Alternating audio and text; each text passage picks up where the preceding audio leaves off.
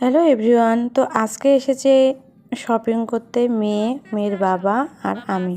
তো যেহেতু দুপুরবেলা এসেছি তাই একটু ভাবলাম যে মেয়েকে একটু পার্কে ঘুরিয়ে নিয়ে যাই।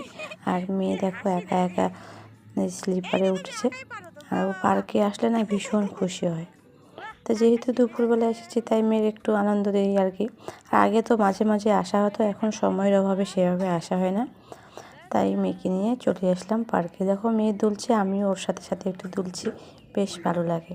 আর মেয়ে যে কী খুশি হয়েছে, আর ওর খুশি দেখে ভীষণ ভালো লাগছে আমাদের, যে মেয়েটা বেশ খুশি হয়েছে। আর একা একা স্লিপারে উঠতে পারে, ও ভীষণ খুশি যে মাম্মা দেখো আমি উঠতে পারি। আগে যেমন ভয় পেত, এখন কিন্তু সেভাবে ভয় পায় না। ও একা একাই উঠছে সিঁড়ি দিয়ে, আবার একাই নামছে। তো এরপরে দেখো চলে এসেছি শপিং মলে। মেয়ের পার্কে ঘোরা হয়ে গেছে, যেহেতু সামনে মেয়ের জন্মদিন, তো জন্মদিনের কেনাকাটা করতে এসেছি। তো যেহেতু শীত পড়ে গেছে তাই ভাবছি সোয়েটার নেব, আর ওর ড্রেস এমনি আগেই কেনা হয়েছে। তো ওকে পরিয়ে দেখছিলাম। এসেছি হচ্ছে ময়নাগুড়ি কসমোতে। এরপর দেখো মাম্মা আবার খুঁজে নিয়েছি ওর খেলনা জিনিস। ওর বাবা বলেছে যে মাম্মা তোমার যা যা চাই তুমি কিনবা, যেহেতু জন্মদিনটা করবো না তাই মেয়ের পছন্দের ওর যা।